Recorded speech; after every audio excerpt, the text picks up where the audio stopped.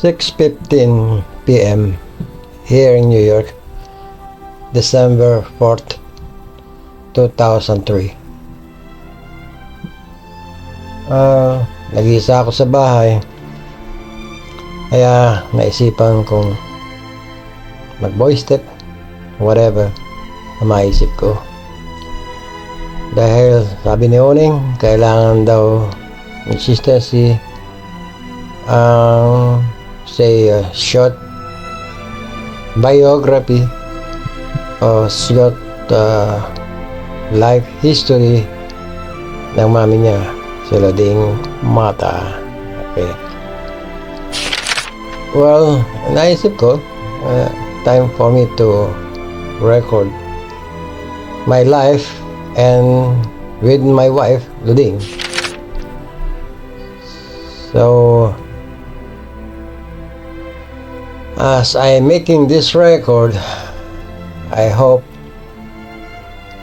na maalala ko lahat ang mga pangyayari sa buhay namin nakaraan. Mula nung kami nagkakilala, ano ang naging buhay namin hanggang sa pakasal kami, hanggang sa marami pang buhay namin. Dumami anak namin, naging 7. Paano ako napunta sa Saudi Arabia bago dito sa New York. Kaya umpisahan ko sa kwentong nung araw nung binata pa ako. Well, siguro mga edad ko na around between say 22 to 24, okay? That panahon yun kasiglahan ng pagbibinata ko at masasabi ng marami na ako naging girlfriend, iba-iba na. Mahirap nang mentioning pa. Pero ang nangyari nung naalala ko ay na-bored ako sa buhay ko. It seems na 22, 23 years old na ako, walang nangyayari sa buhay ko. Kumbaga sa para sa akin matanda na ako dahil sa parang wala ako na-accomplish sa buhay ko, at saka hindi ko malaman saan ako pupunta, anong direksyon, anong maging buhay ko, sino ang mapapangasawa ko, anong klaseng pamilyang magkakaroon ako, at saka marami pa mga katanungan normal lang sa isang bagong nagbibinata na nagwa-wonder, ano kaya magiging buhay ko? Sino kaya yung mga may katanungan sa buhay, sino kaya ang magiging asawa ko? Yun, isa sa mga katanungan ko, maraming katanungan ko noong panahon ko. So, isa yun sa mga laging mapasok sa isipan ko na saan kaya lupalop ng daigdig na ito na nandun ang babaeng mapapangasawa ko. Kasi at that night, gabi nun, naalala ko, nandun ako sa kwarto ko, sariling kong kwarto sa aming bahay sa Balintawak pa noon, yung malaking bahay na pinagawa ng father ko. At dahil sa ako ang pinakamalapit sa aming mga magulang, kaya ako halos lang natira sa aming lugar. That time, mag-asawa ng mga kapatid ko kasi, kaya nandun na sa kanya-kanyang pamilya. Maging ang kapatid kong babae si Norma, may asawa na at that time. Kaya ako ay halos nag-isa, at saka si Eddie na lang. Kaya tig-isang kwarto lang kami ni Eddie kasi 3 ang kwarto doon Isa sa father mother ko, sa akin yung isa kay Eddie. Well, nung gabing yun, naalala ko nakatanaw ako sa malayo. Kasi medyo wala pang bahay yung lugar namin, likod bahay namin. Nandun na kwarto ko sa likod Malayo ang tanaw ko. Pero ang tanaw ko, hindi ko alam. Nakatanaw ako sa bandang south, ikan lugar ng mga, kasi nandito, nakatira kami sa Metro Manila, kaya south ang tingin ko, dahil yung aming bintana ko ay nakaharap sa south. So wala sa loob ko para akong umusal ng dalangin sa Panginoon Diyos na sabi ko, saang dupalot ng daigdig na ito na naroon ang babaeng aking mapapangasawa. Now, without my knowledge, yung aking pagtatanong na yun napunta sa parang panalangin o kahilingan sa Panginoon Diyos na nawa igabay niya ako na makatagpo ko at makita ko kung saan lugar ng daigdig na ito, ang lugar namin, ang babaeng siyang nakaukol para siyang maging kasama ko sa buhay. Na hindi ko alam, siya pala nakatakdang maging kapatid ko na walang hanggang pa. Okay? Ngayon, sa gabing ding yun, talagang nadama ko na sabi ko, parang may nadama akong katiwasayan ng kalooban na matatagpuan ko, makikita ko ang babaeng akin nagiging asawa. Alright, mula noon, talagang tinabangan na ako sa mga babaeng aking mga naging nobya, madali man ako magpalit-palit mga nobya ng araw pa. So, na-decide ko na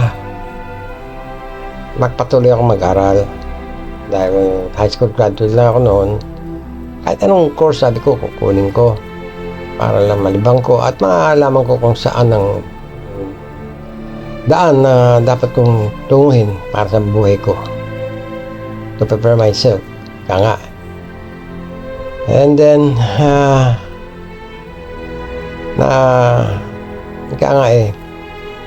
sa aking buhay na tinahak di ko alam, lahat pa ng tao ay pinapatubayan, lalo kung sasamahan natin ang dalangin. Okay, tulad ng nabanggit ko, tumigil na ako ng mga panliligaw, ilang buwan o kung isang taon, hindi na ako nanligaw. Actually, meron akong isang huling kong niligawan na napakaganda. Ang pangalan niya ay si Daling. Pampanga siya. Hindi pa lang saan sa Pampanga. Basta nakilala ko lang siya sa Grace Park, Port Avenue. Tindera siya ng kanyang tiyahin, si Aling Pasing. Doon sa palengke, meron silang pwesto ng bigasan at sari-sari. Nagustuhan ko ito si Daling. Dahil napakaganda, mahabang buhok, maamo mukha, mapungay mata, talagang halos naiyak siya. Ganun mga type kong babae, simple. Ngayon, niligawan ko siya ng patago, patahimik, o pasulat, sulat-sulat lang. Bagamat nahalata ako, nagkagusto sa akin yung babaeng yung si Daling,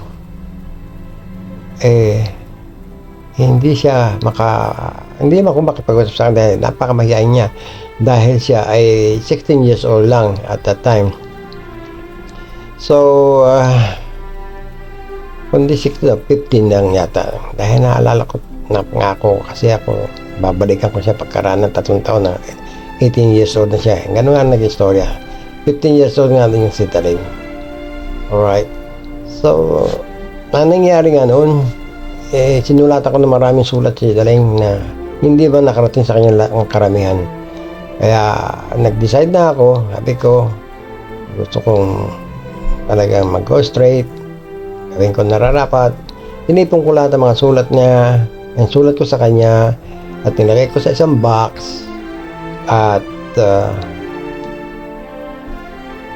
ginawa ko isang napakagandang box na talaga ginawa ko sa imprentahan ng mga lolo ko na meron pang lettering sa ibabaw na parang memorable. Yan, nakalagay doon, Daling, I love you. Yan, you are my portrait, my love. Sa loob at labas, binalutan ko ng plastic, loob at labas, maganda. And then maayos na may cover. Ganun akong katinding gumawa ng mga special boxes na special kung gusto kong palabasin. So na-destination ko, yung size ng box na yun ay size ng envelope ng sulat.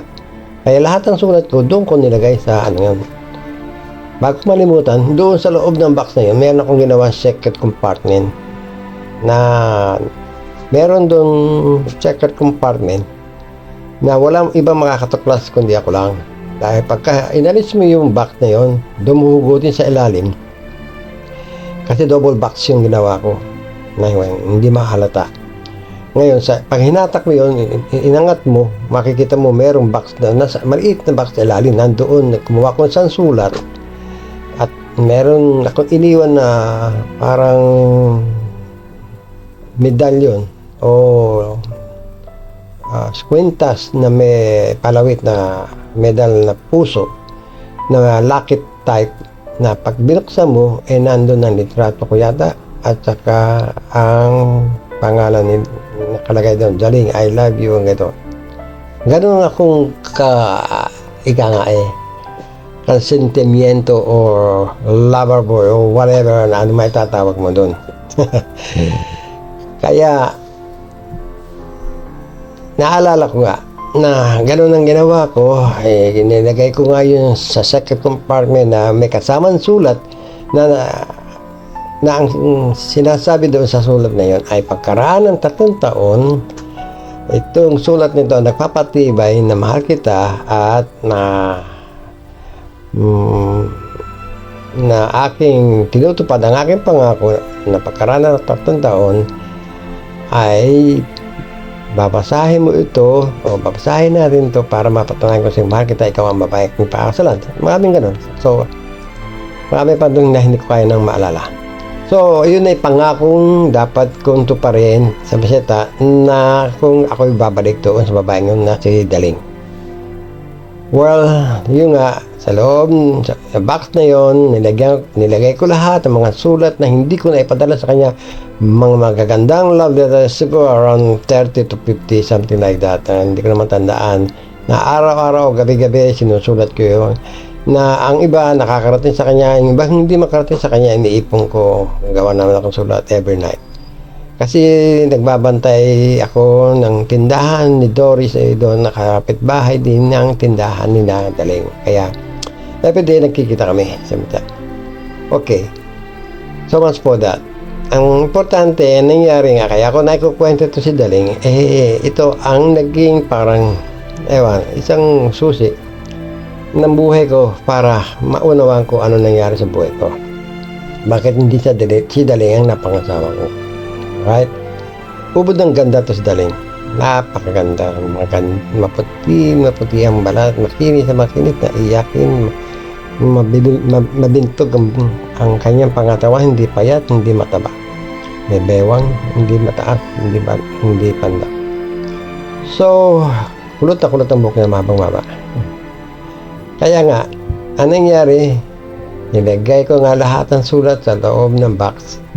At bumili ako ng isang kumpul na maraming bulaklak na sampagita. Kasi, ewan ko, parang yun ang paborito ko o siya, paborito din niya. Ewan ko, basta sampagita ang pinili ko na maraming na may ilang nakapalawit.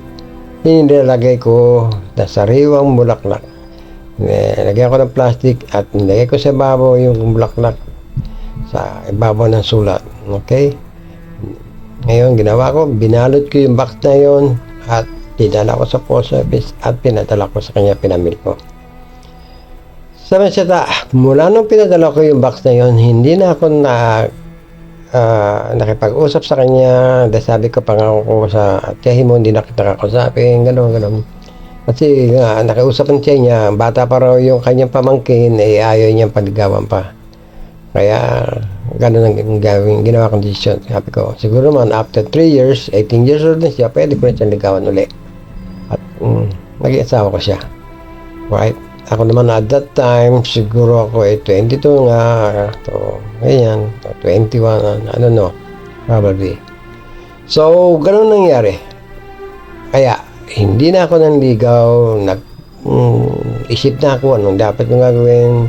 Hanggang sa di na ako nagtrabaho doon sa lolo ko, nasa Grace Park nga kasi yung trabaho, yung imprenta ng lolo ko ay napakalapit o walking distance lang yung palengking pinagtitindahan ni Daling. So, sabi sa ang buhay ko, napunta na ako ulit, nabalik ako sa aming bahay sa Balintawak. Nagkaroon ako ibang trabaho doon, o isa walang trabaho, whatever, alright.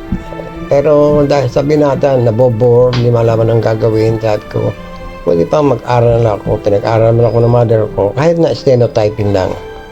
Eh, typing, steno, doon sa Greg School sa Avenida Rizal, Santa Cruz.